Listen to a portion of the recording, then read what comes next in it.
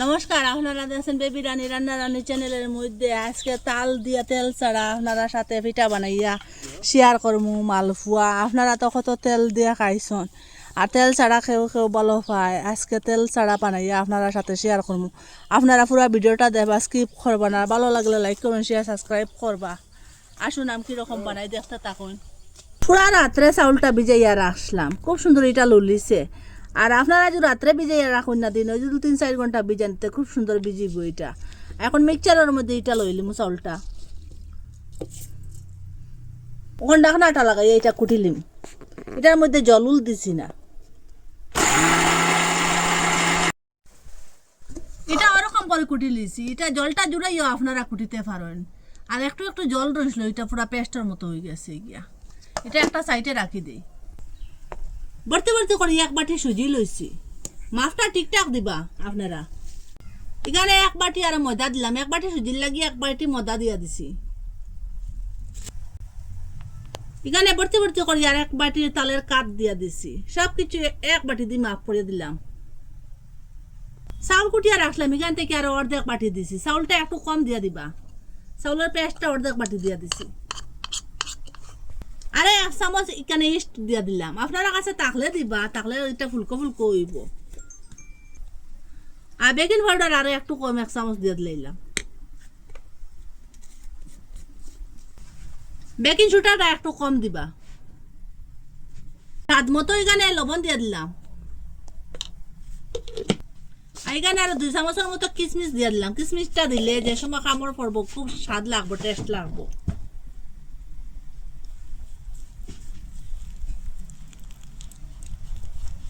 এটা এরকম করে খুব ভালোভাবে মেশাইম। এটা বেশি শুকনো হয়ে গেছে গিয়ে, একটু আমি দুধ দিয়া দিব। আপনারা দুধের জায়গায় জলও দিতে পারেন। একটু একটু করিয়া দিব, অত ভিজাও না আর অত শুকনাও না, একটা মিডিয়াম বানাইম। এটা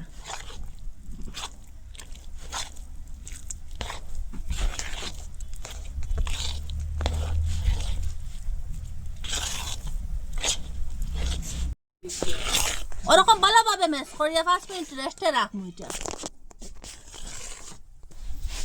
5 মিনিট রেস্টে রাখলাম। এখানে এক বাটি চিনি দিয়ে দিলাম। আপনারা যদি মিষ্টি আরো খাইতে আরো একটু বেশ দিয়ে দিবা, আর কম খাইলে একটু কম দিয়ে দিবা। চিনিটা দিয়ে খুব ভালোভাবে আবার ম্যাশ করবো। এটা চিনিটা দেওয়ার কারণে একটু চিনির থেকে জল বাড়িব, একটু নরম হইব। এটা খুব ভালোভাবে ওরকম চিনিটা ম্যাশ করে লিছি। দেখুন চিনিটা ম্যাশ করে একটু নরম হয়েছে। আর এইদিকে শুকনা বাটি লইছি ওরকম, এটার মধ্যে জল নাই। ইডলি ফ্লেমের মধ্যেও বানাইতে পারবা আর বাটির মধ্যেও বানাইতে পারবা। আপনারা যেটা থাকবো ওইটার কাছে বানাইবা, এটা দিয়ে বানাইবা। এখন আমি ইডলির ওটা দিয়ে বানাই, আপনারা সাথে শেয়ার করি। আর ওরকম ঘি ব্রাশ করে দিলাম। এখান থেকে চামচ দিয়ে লইয়া একটু একটু করে দিলাম। ওরকম একটা প্লেটের মধ্যে দিলাইছি, আর একটা আছে এটার মধ্যেও দিয়া দিন। স্ট্যান্ডটা উঠাই দিলাম, আর ওরকম একটু জল দিয়ে ওরকম জলের উপরে বসাইয়া দিলাম, আর উপর থেকে ডাকিয়ে দিলাম। ওরকম কলা পাত্তা আনছি, কলা পাত্তাটা গুল করি ওরকম করে কাটিম, ও বাটির সাইজে কাটিম। আপনারা কলা পাত্তার জায়গা তো কাগজও দিয়া দিতে পারেন। ওরকম কলা পাত্তাটা কাটি লিছি, কলা পাত্তাটা বাটির নিচে ওরকম বসাইয়া দিন।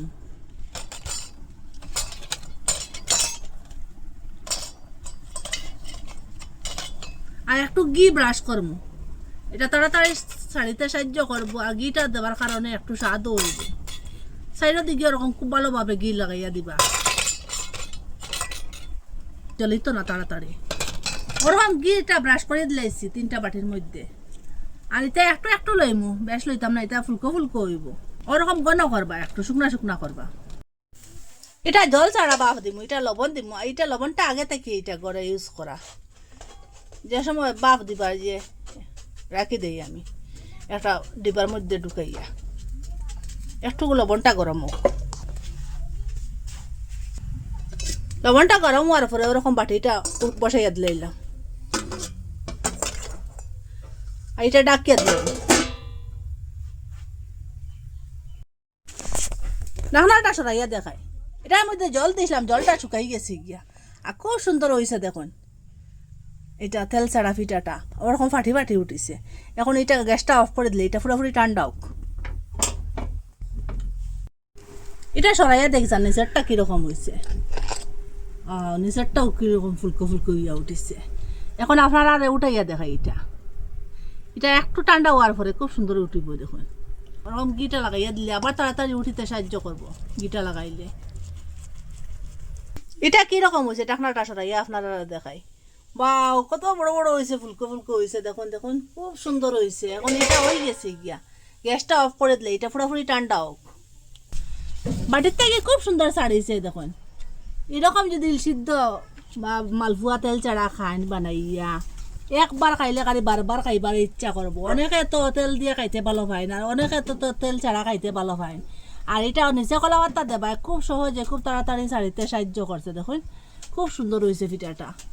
এটা যারে দিবা এটা সে এটার প্রেমে পড়ে যাব। আর কলা পাতাটা নিচে রয়েছে গিয়া কলা পাতা দেবার কারণে খুব সুন্দর সহজে ছাড়িছে। দেখুন খুব সুন্দর হয়েছে ফুয়া পিঠা। এটা আপনারা কইতে দেখলা মিস করবা না, এরকম তাল থাকতে থাকতে ফুয়া পিঠাটা বানাইয়া খাইবা।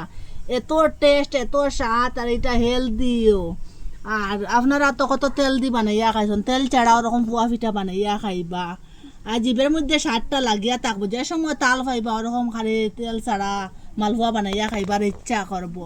আর যত খাইবা তত খাইতেও থাকবা। ঘরে যে অল্প খরচ দিয়েও বানানো যায়, খুব কম উপকরণ দিয়েও বানানো যায়। আপনারা মিস করবা না, কমেন্টের মধ্যে নিশ্চয় জানাইবা ওরকম কেউ খাইছিলা নি বা কোনো দিন খাইয়া থাকুন যদি কমেন্টের মধ্যে নিশ্চয় জানাইবা। আর আপনারা কই থেকে দেখরা আপনারা কমেন্টের মধ্যে যদি কইন খুব ভালো লাগবো। আর সাবস্ক্রাইব করবা, কিন্তু অনেকে তো ভিডিও বহুত দেখুন